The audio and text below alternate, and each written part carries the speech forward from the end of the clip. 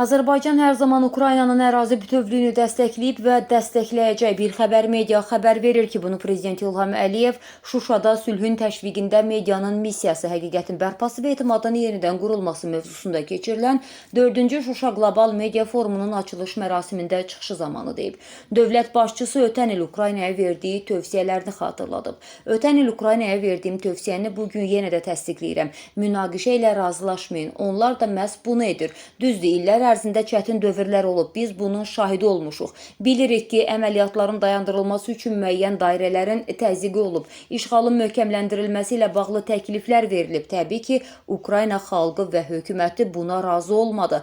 Əliyev öz qiymətləndirmələrinə əsasən bildirib ki, müharibənin dərhal dayandırılması çoxdan dərk edilməli idi. Artıq çoxdan dərk edilməli idi ki, bu müharibə dərhal dayandırılmalıdır. Təbii ki, bu Azərbaycanın və mənim humanist mövqeyimdir, deyə Prezident qeyd edib.